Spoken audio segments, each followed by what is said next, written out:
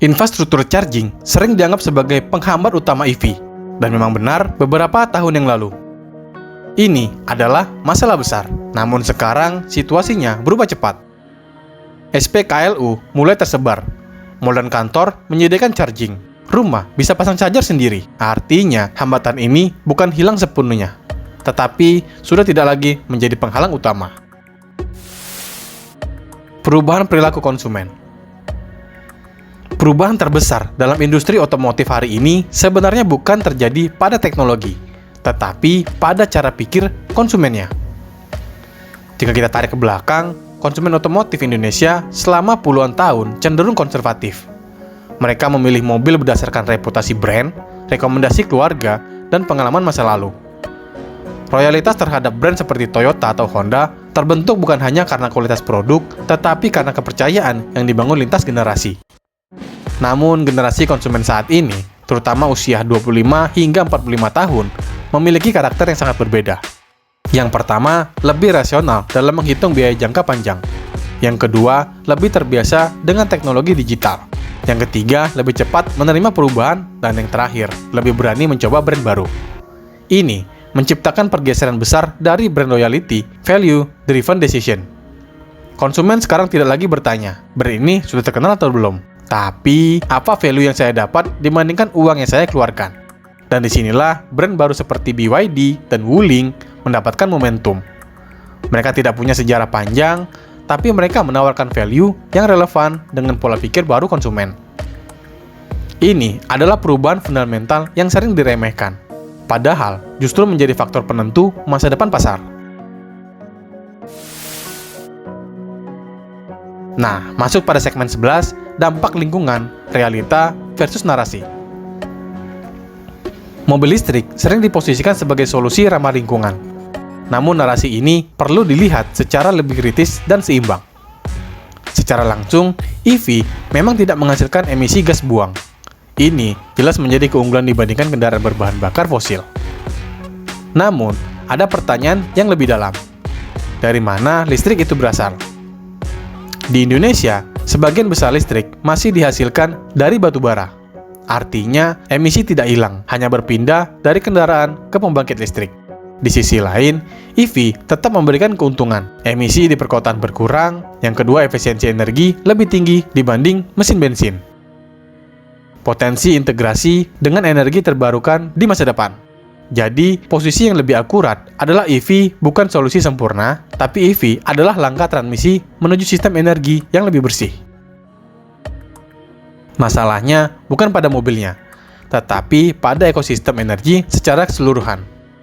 Nah, masuk di segmen 12, produksi lokal dan peta kekuatan industri. Indonesia tidak lagi hanya menjadi pasar konsumsi, tetapi mulai menjadi bagian dari rantai produksi global. Langkah Hyundai yang membangun pabrik di Indonesia bukan sekedar ekspansi bisnis. Ini adalah strategi positioning untuk menguasai pasar Asia Tenggara. Sementara BYD melihat Indonesia sebagai basis produksi, pasar besar, hub distribusi regional. Kenapa Indonesia menarik? Yang pertama, karena populasinya besar, kelas menengah berkembang, dan sumber daya nikel atau bahan utama baterai. Artinya, Indonesia memiliki posisi strategis dalam ekosistem EV global. Namun ada risiko yang perlu dipahami. Jika Indonesia hanya menjadi pasar dan lokasi produksi tanpa transfer teknologi, maka nilai tambah tetap akan lari ke luar negeri. Pertanyaannya bukan hanya siapa yang investasi, tapi siapa yang benar-benar menguasai teknologi. Gimana? Kalau pendapat teman-teman, coba tulis di kolom komentar ya. Insentif pemerintah dan arahan kebijakan. Percepatan adopsi EV di Indonesia tidak terjadi secara alami, tetapi didorong secara aktif oleh kebijakan pemerintah. Pemerintah memberikan sebagai insentif, yang pertama subsidi pembelian kendaraan listrik, yang kedua pajak yang lebih rendah, dan yang ketiga insentif impor dan produksi lokal. Tujuannya jelas, mempercepat transisi energi dan mengurangi ketergantungan pada bahan bakar fosil. Namun, kebijakan ini juga memiliki implikasi strategis. Pertama, menciptakan demand buatan di tahap awal. Tanpa insentif, adopsi EV memungkinkan akan jauh lebih lambat. Yang kedua, mendorong produsen untuk masuk ke pasar Indonesia lebih cepat. Dan yang ketiga, menciptakan kompetisi yang lebih ketat antar brand. Namun, ada pertanyaan kritis. Apakah pasar EV akan tetap tumbuh jika insentif dikurangi?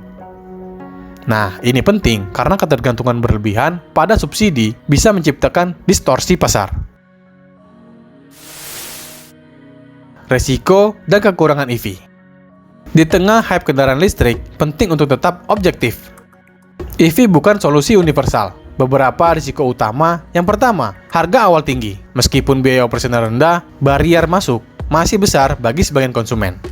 Kedua, depresiasi belum stabil. Pasar mobil bekas EV masih belum matang, sehingga nilai jual kembali sulit diprediksi. Yang ketiga, infrastruktur belum merata. Di kota besar mungkin tidak masalah, tapi di daerah ini masih menjadi hambatan nyata. Yang keempat, teknologi berkembang sangat cepat. Mobil yang dibeli hari ini bisa terasa ketinggalan dalam beberapa tahun. Artinya, membeli EV saat ini bukan hanya keputusan finansial, tetapi juga keputusan teknologi. Resale value dan pasar mobil bekas.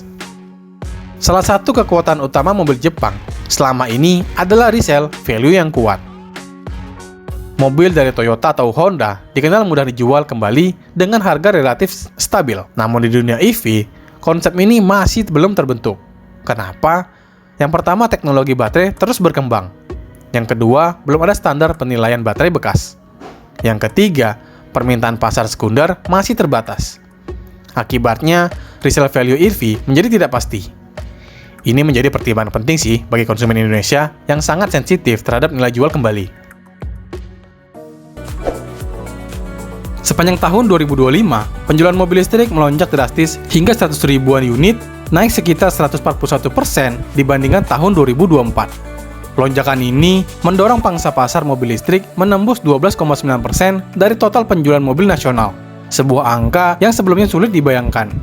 Pemerintah memainkan peran kunci melalui berbagai kebijakan pro-EV, insentif seperti PPNBM 0% untuk mobil listrik rakitan lokal, pembebasan bea masuk sementara, serta subsidi motor listrik 7 juta per unit secara signifikan menurunkan harga beli kendaraan listrik. Hasilnya, EV tidak lagi dipersepsikan sebagai barang mewah, melainkan alternatif realistis bagi konsumen menengah. Di sisi investasi, pabrikan asal Cina bergerak sangat cepat. BYD tengah membangun pabrik besar di Subang, Jawa Barat yang ditargetkan rampung akhir 2025. Wuling bahkan lebih dulu merakit mobil listriknya di Cikarang sejak tahun 2022. Tak berhenti di kendaraan, investasi juga masuk ke sektor baterai dan material baku memanfaatkan cadangan nikel Indonesia. Kolaborasi perusahaan Cina dan BUMN menjadikan Indonesia bagian penting dari rantai pasok global EV. SPKLU terus bertambah di kota-kota besar, dan untuk motor listrik mulai berkembang model penukaran baterai. Pemerintah menargetkan ribuan SPKLU baru dalam beberapa tahun ke depan. Gaikindo berulang kali menegaskan bahwa kesiapan charging dan layanan purna jual adalah kunci keberlanjutan pertumbuhan EV, dan saat ini pondasinya mulai terbentuk. Nah, penasaran? Yuk mari kita bahas daftar juara mobil listrik Indonesia yang didominasi merek Cina. Yang pertama, ada BYD, yaitu pemimpin mutlak pasar EV Indonesia. Sepanjang tahun 2025, BYD tampil sebagai pemimpin pasar mobil listrik Indonesia dengan penjualan mencapai 46.711 unit. Menguasai lebih dari 5% pangsa pasar mobil nasional yang angkanya sangat besar untuk kategori kendaraan listrik.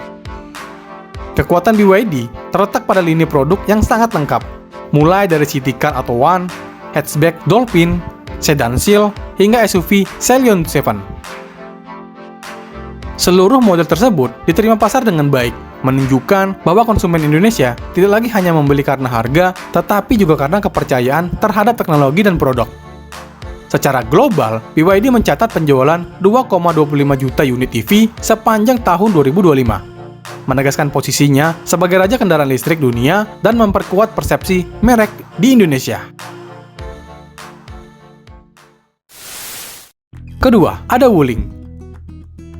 Wuling mempertahankan dominasinya melalui Wuling REV yang menjadi pionir city car listrik di Indonesia sejak tahun 2022. Sepanjang tahun 2025, REV mencatat penjualan 3.894 unit, menjadikannya mobil listrik mungil, terlaris, dan unggul jauh dibandingkan pesaing langsung seperti Finfast VF3 maupun Ceres E1. Lebih dari itu, total populasi Wuling REV hampir menyentuh 22.000 unit sejak diluncurkan. Sebuah capaian signifikan untuk segmen yang sebelumnya hampir tidak ada. Keberhasilan REV menempatkan Wuling sebagai merek yang identik dengan EV pertama bagi banyak konsumen Indonesia. Yang ketiga, ada Denza.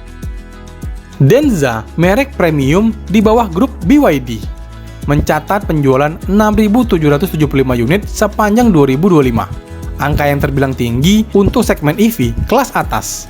Pencapaian ini menunjukkan bahwa pasar Indonesia tidak hanya menyerap EV murah, tetapi juga mulai menerima mobil listrik premium asal Cina. Nah, mobil Denza membuktikan bahwa merek Cina mampu bersaing di segmen yang sebelumnya didominasi merek Eropa dan Jepang, terutama melalui kombinasi teknologi, kenyamanan, dan positioning harga yang lebih kompetitif. Nah, pada akhirnya, memilih mobil listrik bukan soal mengikuti tren ya. Ini adalah keputusan strategis yang harus mempertimbangkan kebutuhan pribadi, kondisi lingkungan, kesiapan infrastruktur, perspektif jangka panjang. Nah, coba tulis di kolom komentar apakah teman-teman sudah berada di profil yang tepat untuk beralih ke mobil listrik. Mungkin informasinya sampai sini dulu ya. Terima kasih telah menonton, sampai jumpa di video berikutnya.